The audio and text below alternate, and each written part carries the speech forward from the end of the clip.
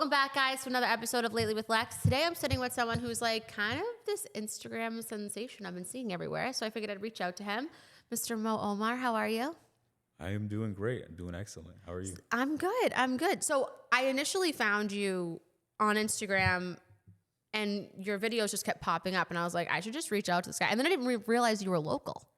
So I was like, oh, let's have him in. And it's cool to have different content creators here and marketers here because that's literally why I built this place. So I'm so excited for you here. Give us a little bit of like a background about you and what you do. Sure. So my name's Mo, and what I do is I work one-on-one with service businesses here in Boston. We launch, targeted ad campaigns. We run them locally in the area, and it helps bring them predictable lead flow. So a lot of my clients, right, and like most small businesses in Boston, right, they rely on word of mouth referrals, Absolutely. that type of thing.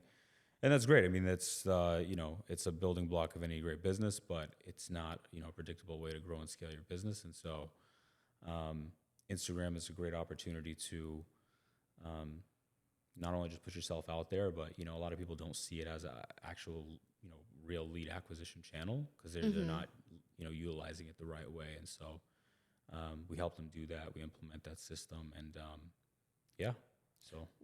What nationality are you? So I'm Egyptian and Moroccan.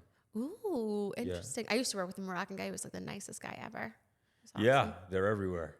At least at least where I grew up. Okay, so let's take a dive step back. Let's so go back. what is your background? Like what did you do for work in the beginning? I know now you own your own company, but like what were you doing? Did you go to college? Yeah. So I did go to college for about 3 years. I hated it. It was miserable. So I dropped out.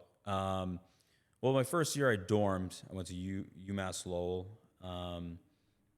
And then I was like, yeah, no, fuck this. And then, it wasn't my vibe or my environment at all. So then after that, I was like, all right, I'm going to do, online schooling for a little bit. I did that for 2 years and then, I didn't finish. And so from there, I did retail sales for a little while. So cellular sales, and then it was around the time, so after I had left my job at Verizon, I got a job working for Fidelity.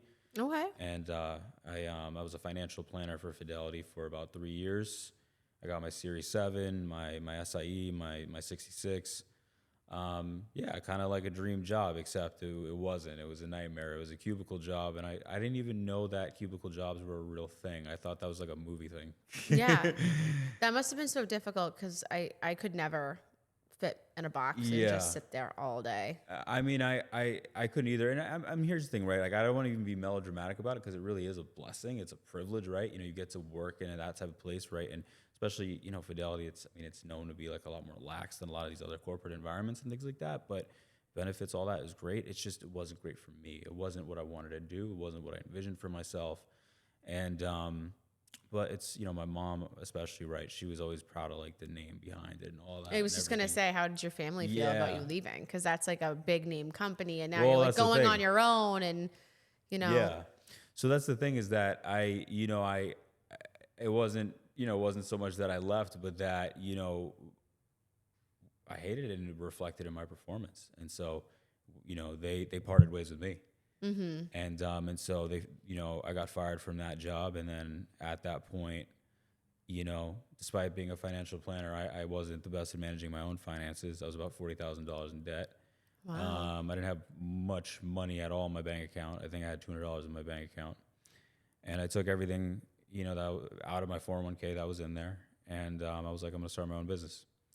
And risky move. Yeah. I mean, I like to say my back was against the wall, but of course, I got family, I have support systems and things like that, right? If I needed to, but I will say that it was far from perfect circumstances, right? Is that, it wasn't when I had $100,000 in my bank account where I was like, oh, now is the time that I start that business or start that idea that I wanted, right? It was when I had nothing. And so I think that it forces you into a situation where you're like, well, it's almost like you have nothing to lose. Yeah, you're already at rock bottom. So what the heck's going to happen at this point? You're going to lose the $200, Yeah, exactly. You go to mom's for a little while. Exactly. So it's like you pretty much have nothing to lose at that point. And so I feel like I mean, yeah, let's start from there. I mean, I was like, so I had $200, yeah, like $200 in my account, and then I took all that out, and I put, if my mom knows how much I put into it, she'd probably not like that. But I mean, like I put pretty much all of it into marketing mentorships, Okay. and yeah, I just remember I launched my first ad, and I was doing Uber to cover my ad spend. Really? I was literally driving Uber to cover my ad spend. That's pretty admirable though, because I feel like people don't understand like the hustle it takes when you have a dream and you want to build that company and you want to do these things. They're like, oh, they just have money. It's like, no, I had to work for that to get there. So that's awesome that you openly, you're just like, I worked Uber for it. Yeah, I did. I remember many times like that card declining and my ads getting paused, and the crazy thing is that throughout the whole process, I never felt doubt or uncertainty about any of it. And I feel like I don't know. I mean, I've kind of been this way since I was a kid. I was like, there's like a part of me that knows before I know that I'm gonna find a way to make it work and that I'm gonna do it. And I just kept at it. And there's a lot of like unseen work that goes into it, and a lot of what I call like the suck part. But that's where all the growth happens. And I don't say this lightly, to anyone that, if you own a business, if you've been in a similar situation or whatever, starting a business, like it truly is, entrepreneurship truly is the greatest personal development journey that, anyone can embark on, I think, because I think going from there, I mean, yeah, that was 8 months ago. And in 8 months, I scaled to 7 figures. So that's unbelievable. How did you do that? Belief, and just honestly God, and just working my ass off. And so is it just you? Do you have people that work for you? Do you have employees, or do you 1099 everyone in? How does that work? Yeah, so I do have a team. So I have a team of appointment setters that help manage like my lead flow. I have a team of I have a general VA, and that's about it. And occasionally, sometimes I'll hire people to go out and do shoots, but that's it. It's very minimal overhead because it's 99% of it is this, the coaching and the campaign management, and putting together the teaching the system as well, right, to my clients, so that they can also understand how to sustain it and grow it on their own, right? And I think for a lot of them, for a lot of business owners, they like to have it hands off too. And so if that ends up being the case, then we work longer. But the goal is like, I want to teach you that skill set to give you the independence so that you can know how to do this. So your clients aren't staying with you for a super long duration. They're staying with you for like what? What's their average Are they paying like a subscription? How does that work? So yeah, so they'll pay. So they'll pay up front. Okay. Yeah, to work with me for anywhere between like 3 to 4 months initially, and that's from the time we start, time we finish, we're able to get their funnel dialed in, everything, return on their investment, and then from there on, if they want to, if they want to pass a torch, if they want to go on, right, like, and like, what, I get it, right, like I can do this on my own now, cool, right? Some people might have that approach, but the vast majority though, they're kind of blue collar, like, contractor types and stuff like that. Yeah. And so it's like, they're like, yeah, I'd rather just have you just help me out with it. And so long term, we work longer. I built amazing relationships out of it. I think the one thing about my approach is that's been, that's really different. I mean, I'll confidently say this to anyone in my space, is that number one, I actually care. I care deeply, sometimes to the point where I'm like, I probably care too much.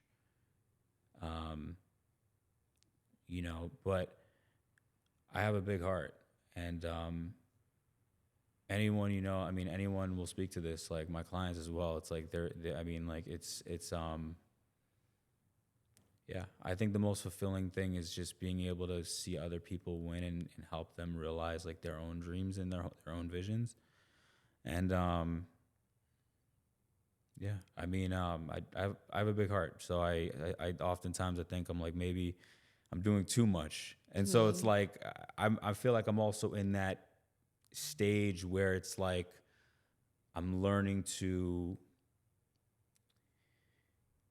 you know, I feel like for a long time it's like, you know, I thought success was doing more. Yeah, and sometimes it's not. It's not. You know, I have a mentor, like a close friend of mine. I remembered he told me this. I didn't know what the fuck he was talking about either. He was like, it's not about doing more, it's about being more. And I'm like, what the fuck does that mean, Omar? I'm like, and then I sat and reflected on it, and it's like, yeah, no, it really is. It's about being more. It's not about how many calls you hop on with them. It's not about any of that. It's about the clarity that you can deliver for them and the guidance, the leadership, and it's like it less is more. It's crazy. So it's all your experience based on the mentorship programs that you were doing. So you're just using those to then put. So in those mentorship programs, did you learn like about like the camera setups and like how to edit and all? Were you learning those skills in those programs, or were you always like I learned that over the course of many years. Yeah. Oh, okay. Yeah. So so the thing is that I always had, you know, I always had like camera work, cinematography was, you know, always a passion of mine. And I always had that as a side hobby. The crazy thing is that what got me into it was, I mean, it's a crazy fucking story. People would think, yeah, this dude's just fucking capping his ass off. It's true though. But I wouldn't even be sitting here today if this didn't happen. But yeah, I mean, I got into cinematography because a couple of years ago I made $50,000 by accident. And how do you make $50,000? The story was so insane that I was like, give it to me. I want to hear it. Listen, the story was so insane that I was like, this series of events happening the way that it did deserves to be told, and I'm gonna do it with, you know, like the right camera gear and all. Of course, I never actually did it, but yeah. But I never made the video. Future Moe, I will. And I will. I'll get to it. But yeah. So basically, what happened was, where do I even start? Okay. Well, let's go back. So when I used to work retail sales at Verizon, I remember COVID hit. They sent people home. They had us doing telesales. That was miserable. And I just remember, I got fired from that job too. So okay, so there's a pattern here. Yeah. I was a top performer there, though. I'll tell you. Are you just not like? Why are you so quickly you leave these places, or they decide to part ways with you? Are you just not into it? So your performance is like mediocre because you're just not into it. So, I mean, as far as my performance goes, like I was number one in my location. So this is Verizon on Boylston Street back, you know, the big store back before they made it a small store now. I mean, it's changed a lot. Okay. Right by the Apple store, right? And so it was their flagship location or whatever, and high volume, whatever. But not to get too deep into it. Yeah, I mean, I was a top performer there, and obviously when you're performing really well, they overlook things like, you know, you're coming in on time and things like that. It's like, gotcha. Oh, that's okay because you're doing numbers. But you know, when COVID hit, they changed a lot of things about the commission structure and things like that. They made it a group commission structure, and so and so when it's group, it's like, oh great, it's like, you know, so that stuff that didn't matter anymore. Well, it's not fun having other people get money when you're the one that worked for it. Yeah, that's not fun either. Yeah, because I mean, it's like sharing tips. Like it makes no sense to me. Like I did the work. Why am I sharing? Yeah, I don't really understand that. That person's over there like sitting on their phone, but you know what I mean? Like it basically just, you know, it doesn't make sense for anybody. But that being the case, it's like, okay, there's not much of incentive. And then obviously they don't look at it the same way. Like, oh, Mo, yeah, well, your numbers don't really matter anymore. You still got to cover it, you know? And then, so they let go of me there. And I was like, okay, great. So you're at Verizon. That you end there. It happened when it needed to. I was done with the job. I just felt like it was either I was going to quit or they were going to fire me at that point. Yeah. So I got whatever it was. I mean, you know, it's not like I envisioned being like, oh yeah, I'm going to climb the ranks and be a Verizon CEO. It was just making my money and then being out. I was like 22 or something like that at the time.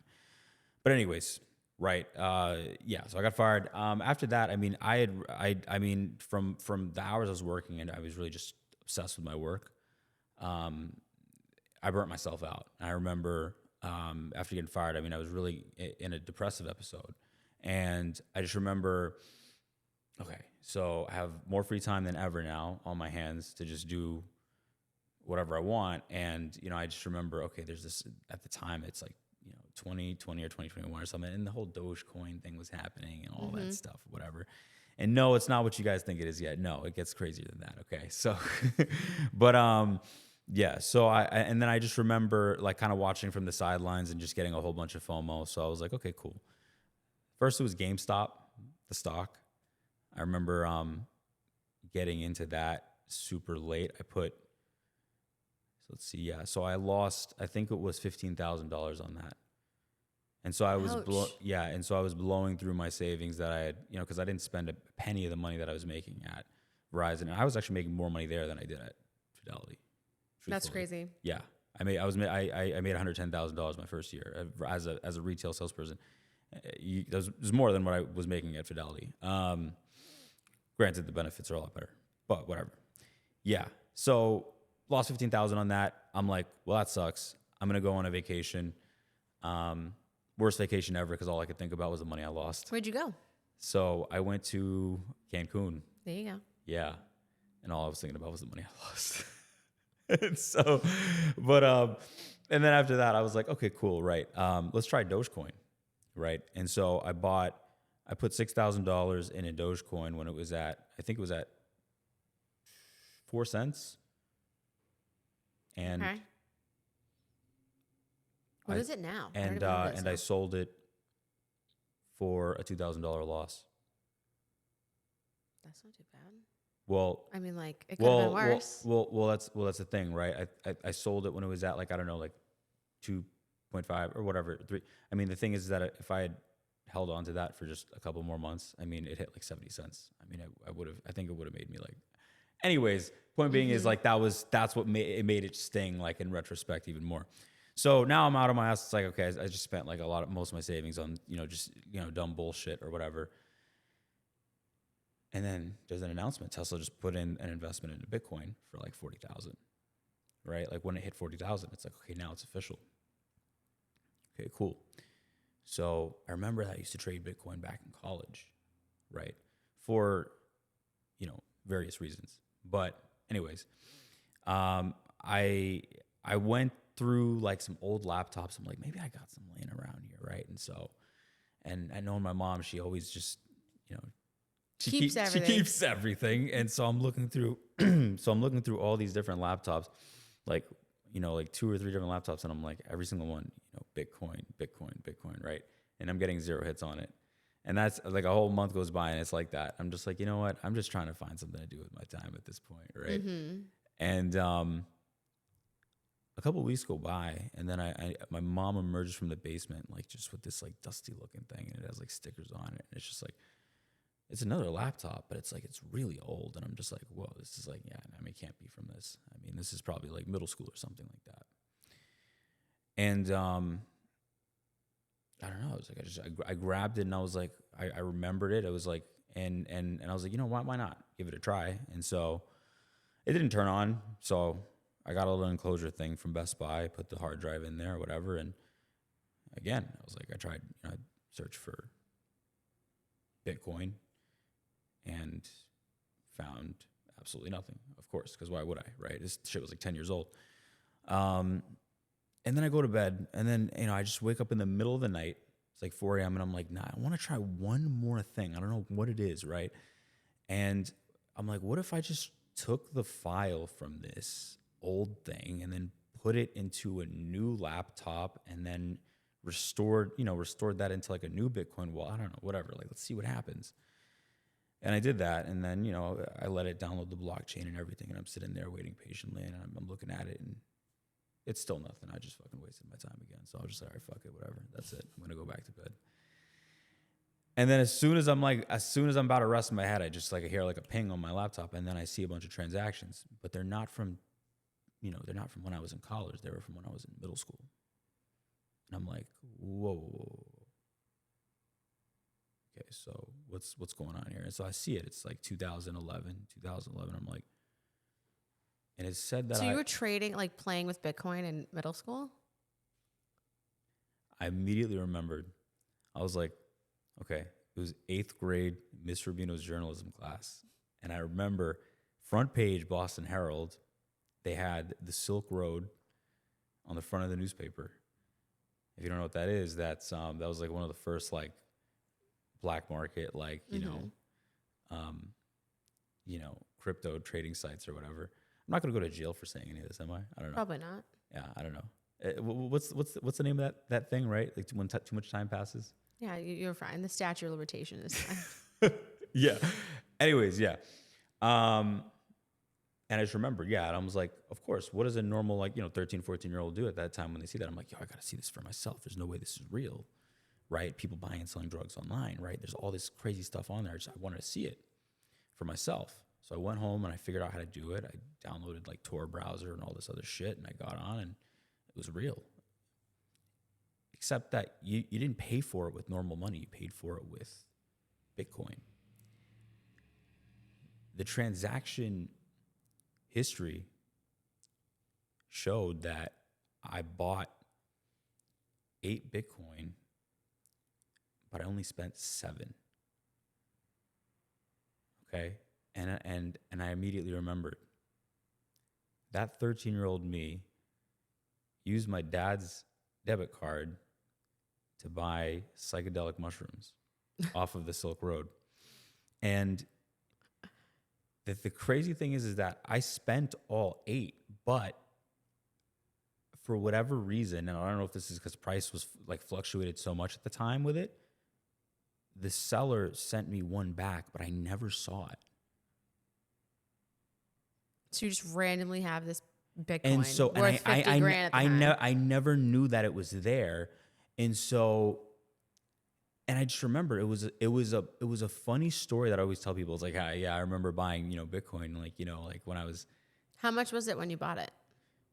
Do you remember? What I paid for it, I think I paid $5 each for that. Isn't that crazy what it would be worth now if you had all 8? Yeah, it is crazy. But the thing Were is, those mushrooms worth it? well, the thing is, before I could take any of them, my mom found them and she beat my ass until oblivion. Even though she's from Morocco, she's not stupid. She knows what the fuck that is, right? So it's like, she's like, what the fuck is this, right? So it's like, yeah, they deliver it to your house, by the way. It's fucking insane. At least at the time, I don't know. Is that like a dark web thing? Yeah, it was a dark web thing. That's like so not my wheelhouse. So I would have, have no idea. And so the thing is, right, is like this, it was such an insane series of events that had to happen in just the right way in order for me to find it. It's like, it was a funny story that I would tell people, right? I didn't know the story was still being written.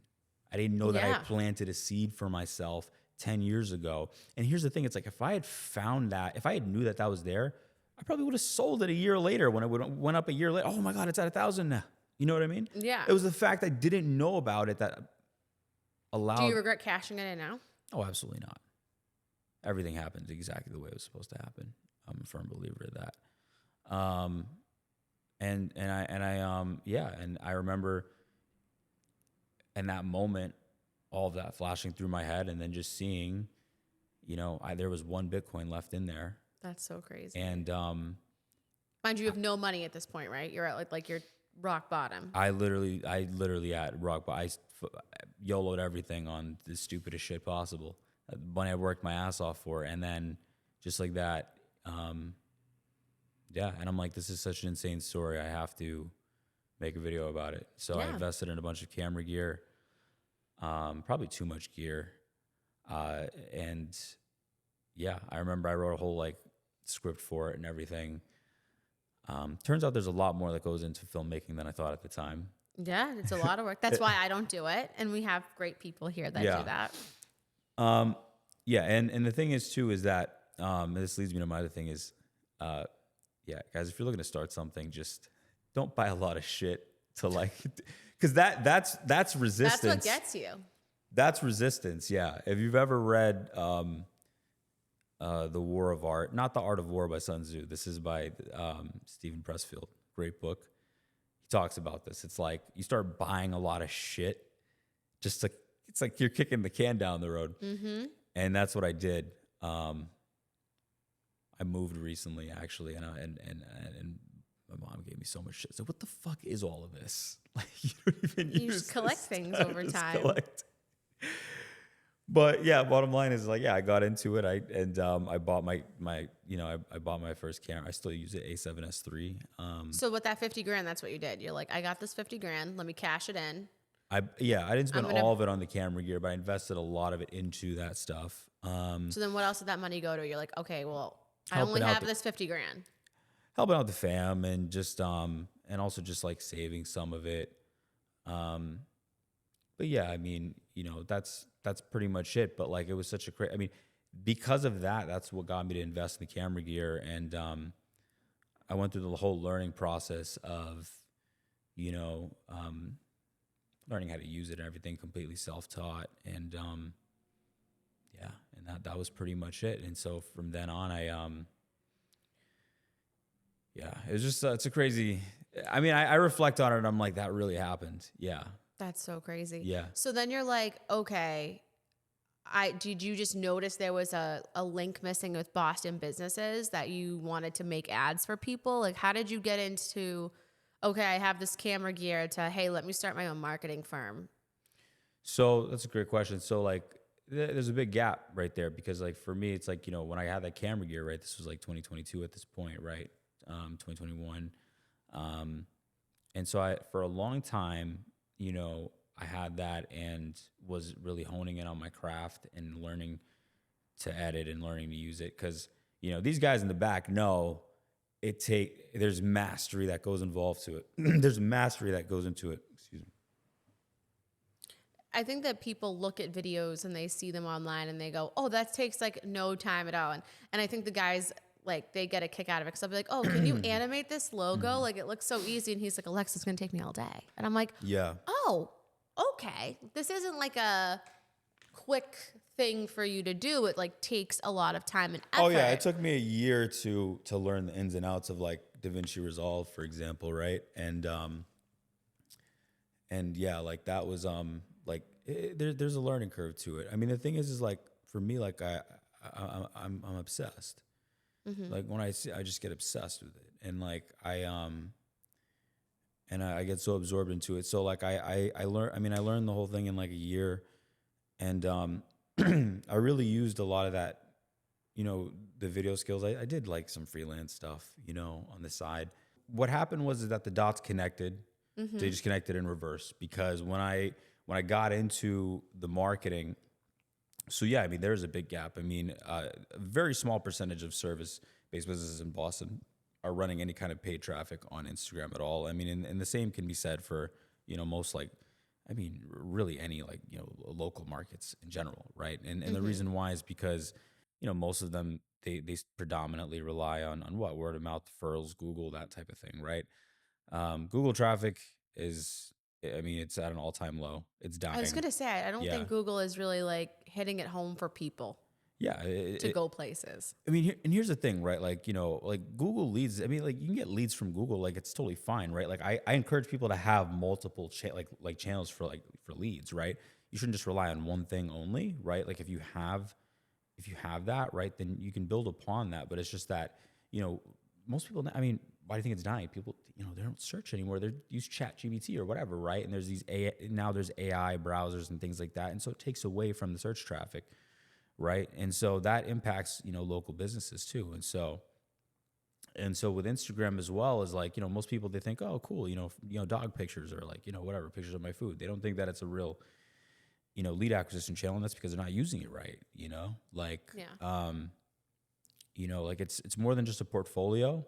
It's a powerful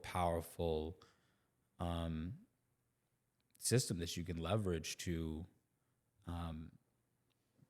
build your brand, your personal brand, and just make money off of it if you're doing it, properly. And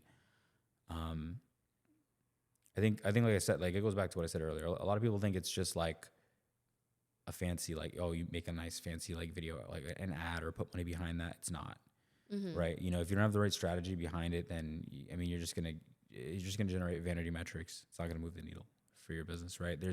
It's the under the hood stuff that you don't see that, you know, actually, you know, is how we turn the attention into, you know, booked. So I've had a couple different content creators that have been on the show, and a lot of them saying like boosting your posts and paying for ads is kind of like dead. So what's the difference between what you're doing and like what they're doing? What's the difference between there? Yeah, I mean, so when you boost a post, you actually have no control over the reach, like who sees it, right? And oftentimes it's going to bring in like low quality like followers and engagement and things like that. But I have had people that have boosted posts and like they've closed they've closed deals, they've booked like appointments off of it too, right? But it's not the same as running like an actual targeted Instagram ad. You know, you do that on a different platform altogether. The biggest thing you're using like Meta, right? Like the whole Meta platform. Yeah, thing. and the thing is, I really don't want people to think that it's like, oh, it's all about fancy targeting. You have to have all these like, no. In 2025, more important than ever with the algorithm is your creative. It optimizes off of that. Okay. Now, what that is like, that's what you say in the ad, your messaging. That's how it finds the right people. And it's so intelligent. Targeting is mostly AI nowadays. It's just AI. So it's like, you know, like don't like if someone's trying to sell you on some like BS, like it's like, oh yeah, you know, we're gonna do like high income targeting and you know all that. It's like, no, like those are things that like they can help like narrow things in, but they're suggestions. It's kind of like guardrails. It's like, hey, don't go here, don't go there. That's it. But your creative is more important than ever, and that's why the most important thing is like.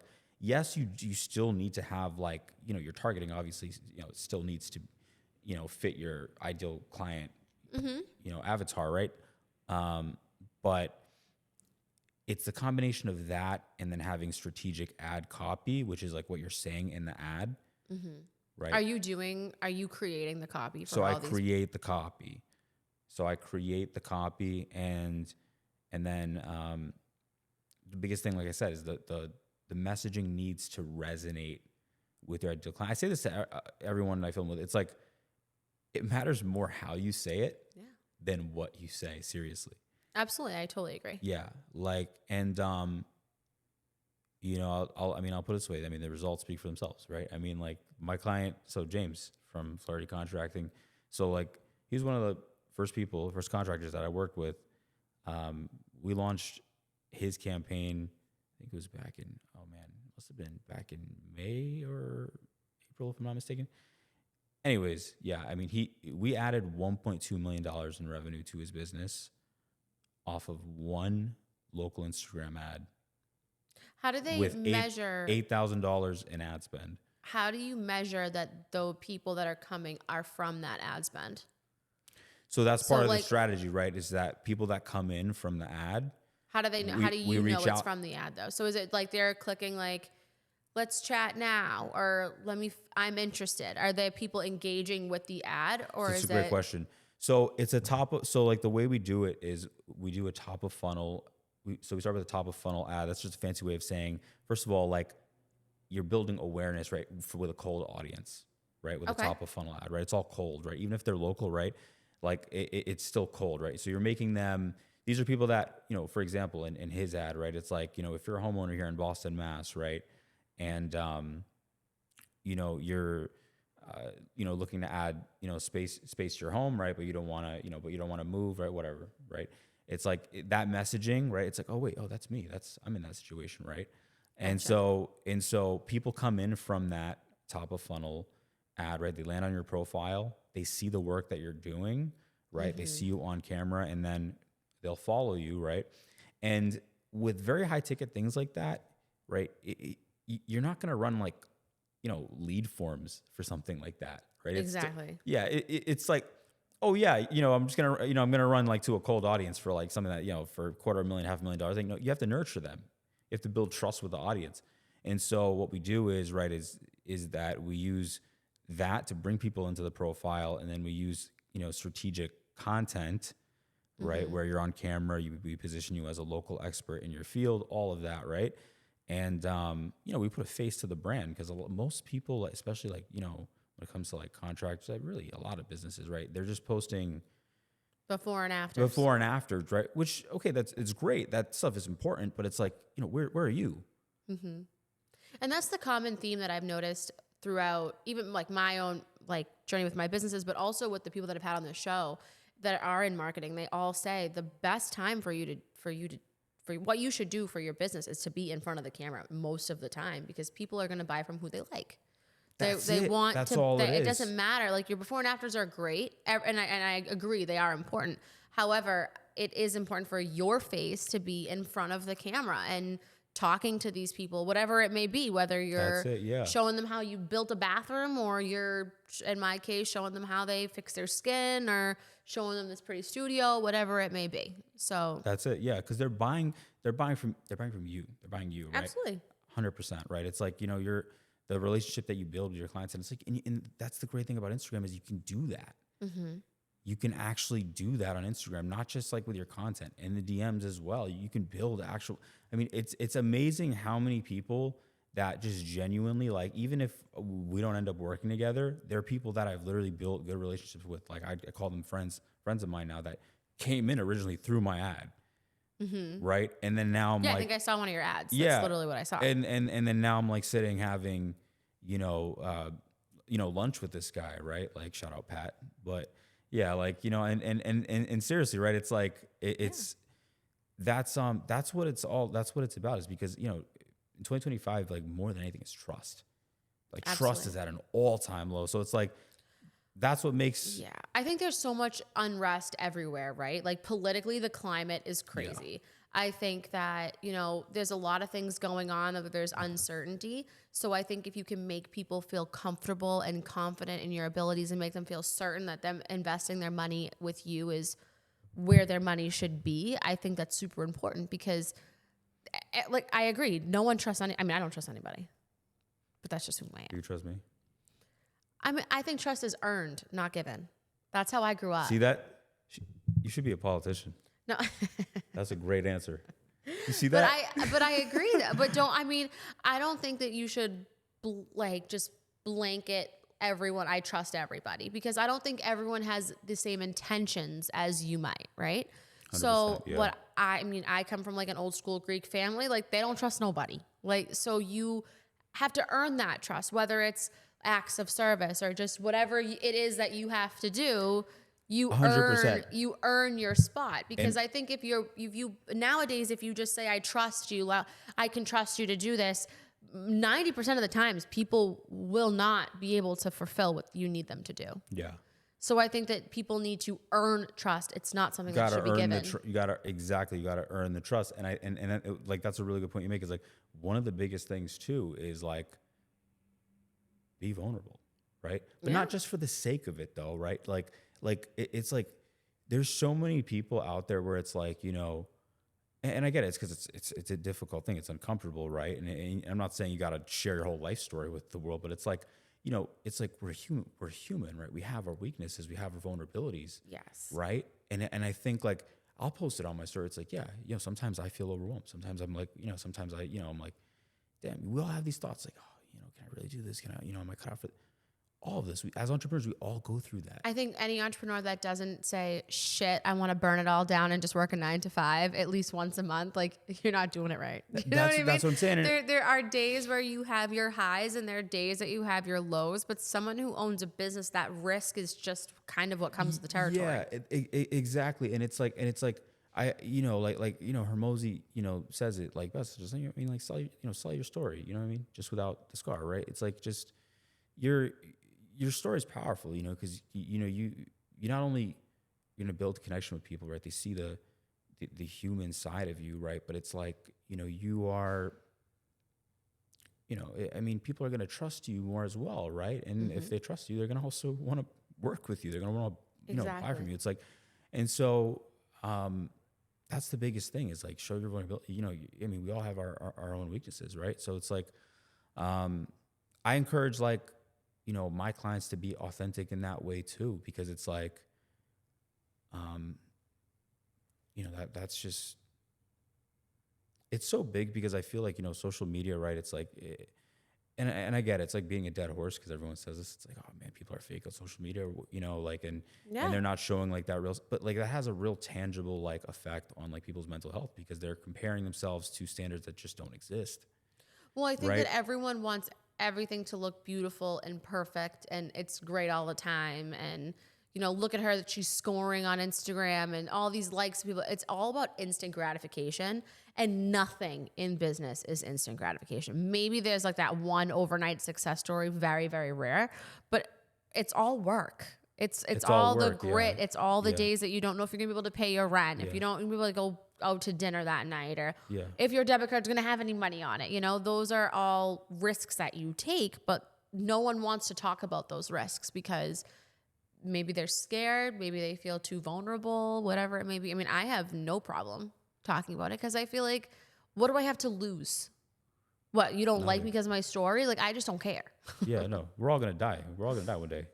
It's like if there's any legacy that I want to like leave, it's that like, I left it all out on the table, right? Like that I was just real to the bone. I was authentic, right? Like I don't want to paint like a false picture of myself, like I think that's the biggest thing is that like, I told you a couple crazy stories, but like it goes deeper than that for me too. It's like, a year ago, for me, I was 220 pounds stumbling through life, no direction. Right. And, all the while, like, surrounded by the wrong people. And it's like, doing, things that, for me, the best way I could put it is just like it was out of alignment for me. And so, I mean, this is where I speak with so much conviction about this is like, there's so much that you can accomplish in just a year. Absolutely. If you just put your head down and remove what doesn't align in your life. Cause, for me, like, I mean, many, many years, chronically depressed. I was so-called, insomniac or whatever. Right. I'd try, they everything under the sun you can think of, right? Medications, the ketamine infusions, all the stuff. Right. And I remember this, right? Of all people, it was my fitness coach. He had the balls to say this to me. He was like, Mo, I don't even think you're depressed. And I'm like, well, shit, maybe I'm not, right? I mean, after all this, right? It's like, and so from there, I mean, that was me a year ago. I mean, a year later, I lost 50 pounds. I'm off of all of that. I'm the happiest, I'm the healthiest I've ever been. And it came from doing the things that were honestly the simplest. What were you doing? Change your beliefs, your belief systems, internal work, like, so like that's the meditation, and for me, like. Were you going to the gym? Oh yeah. Yeah. So I was going to the gym 3 times a week. I'm not going to BS you. I'm not doing that anymore right now just because I've been so locked in on my business, but like, whatever, no excuses. Yeah, it happens. But it's busy season. But, and I started running, a year ago and I still remember this. I remember I went out for a run and I was like, I had run it was like half a mile. I used to tell people it was like a kilometer or something because it sounded better than half a mile, right? But I was just like my feet were just like in so much pain, and then I was like just out of breath, and I was like, man, how am I gonna do this the next day? And there's like a voice in my head. I was like, you're gonna fucking run a marathon one day. And Have you run one? Have you done one? Not yet. A half marathon though, that's on the board. But yeah, I was like, Okay. that a half mile turned to a mile. That mile turned into 2 turned into 4. There you go. And it's a humble 9-minute pace of nothing crazy, right? But I just kept doing it, and I mean that, and having someone, I can't stress this enough. Like, it is so important that you have the right people in your corner. Absolutely. So important, because the people that changed my life were not the people that coddled me. They're the people that called me out on my shit, even if it meant like, I don't care if we're like not gonna be friends anymore after this. Like, I'm telling this because I love you. You know what I mean? Like those are the people that changed my life. It's not the people that coddle you. It's the people that challenge you. And yeah, I'm blessed to have crossed paths with those people. And yeah, I mean, so much change, and just so much has changed in just the last year. I mean, I look back at all that and I'm just like, a year ago, I just don't recognize that version of myself because of all that, all the work that I put in. And I could say it's like with like so much conviction. It's like the answers really are the simplest. Mm-hmm. It's like I used to tell people like, oh man, I have trouble sleeping at night. And the thing that worked for me was literally just writing in my journal, like, I'm a morning person. And now I wake up at 6 a.m. and I go to sleep like a baby. It's like, it wasn't all the, oh, here's this, or like, here's that, whatever, this pill, that pill, right? But it's because from such a very young age, right, like I had been conditioned to believe, right, that you have, this label, that label, whatever, right? And it's just like, when you believe those, like the thing is like, your beliefs become your reality. Absolutely. And,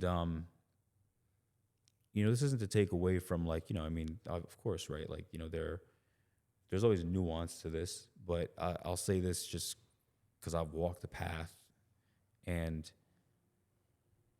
I think 99%, like the vast majority of people, like the answer's right there in front of you,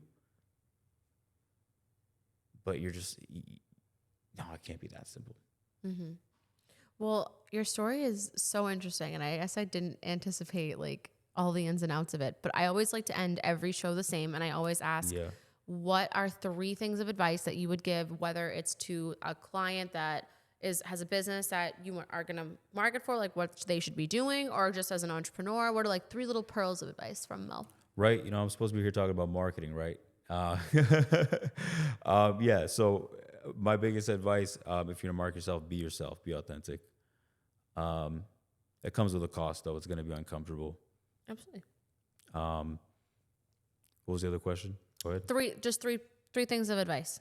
Like 2, one's being authentic. So 2 would be 2, never give up. Never ever give up. Don't ever stop. And 3, believe in yourself. Unwavering belief in yourself. I love that. Well, what is your socials so people can follow you and find you on Instagram and stuff? It is at buymo.co. I like it. Buymo.co. Actually, did you could you not get .com, so you did .co, or was that like?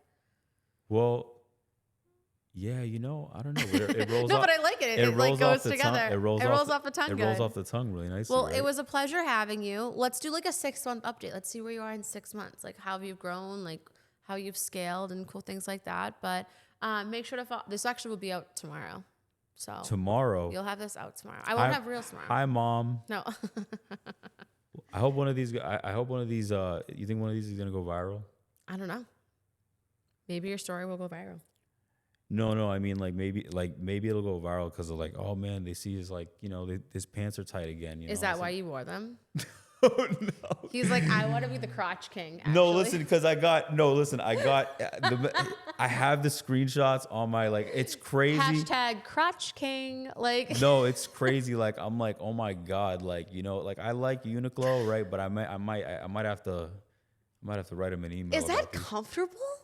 What? Is this comfortable? Yeah, it doesn't exactly look comfortable. I think it's just because when I said, now I'm like, you know what? We're rescheduling this. We're redoing the entire shoot. Actually, guys in post, y'all got me right. No. In Resolve, no, we're gonna keep all this just like it is. In Resolve, you can you can do something about that, right? You can make it bigger. I mean, might as well double down, right?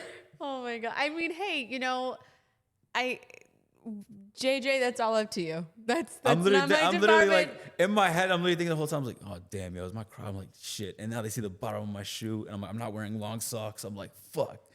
I mean, like, it's not like you didn't know what kind of, like, you were going to sit. I feel like, did you do research? Did you, like, see what the set was going to look like? Or you just, like, kind of went into a blind? Oh, no. So, look, I mean, like, if I'm going to do it, I'm going to do it being myself, right? At the end of the day, right? Tight pants and all. Yeah, that's it, you know? Like, Are you always a tight pants guy? a tight pants guy? Yeah. You know, my little sister, she's in fashion design. I was going to say, are you, how many siblings do you have? So I have two sisters. So Younger? Both younger? Older sister, younger sister. You're middle. Oh, he's like my brother. And I'm a Gemini. How about that? Oh, God, sensitive.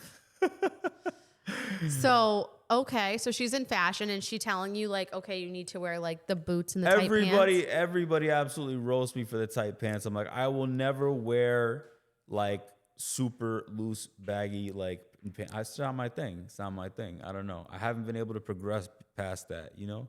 Actually, you know what? I'll give it a try after this one. Just because I'm looking at it right now and I'm just like, you know what? Maybe they do look a little uncomfortable. You don't feel uncomfortable? No, not at all. Just, I've mastered the mind. You know, all that meditation. It's mind over matter. It's mind over matter. That's all it is. I've mastered it. All right. Well, it was a pleasure.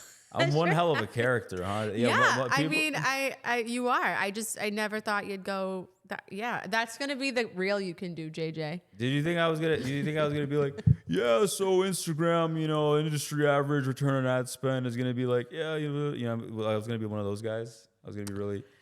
You know, I never know what to expect when people come on. So whether they act like themselves or they try to fake it till they make it. That's the politician answer. Hey, listen, you know, she's I feel the like best, isn't she? She's we the need new politicians these days because clearly no one knows what the hell they're doing. So, what was a pleasure having you. Thank you for chatting with me today. It was a pleasure having you as well. Awesome. It was a pleasure chatting with you. You didn't give me any podcast recommendations. Ooh, depends on what you're looking for. Surprise me. Well, you looking for politics? I love Tucker Carlson, so. Tucker Carlson? I'm a big Tucker fan. I'm a big Joe Rogan fan too. You know what? My favorite clip ever with Tucker Carlson, I'll just say this, is when Jon Stewart made fun of his bow tie. He never wore one again. He find that clip online. Oh my God, Jon Stewart, he's so quick on his feet. God bless that guy. Well, awesome guys. We'll see you guys next week. Like, subscribe, follow us at Lately With Lex.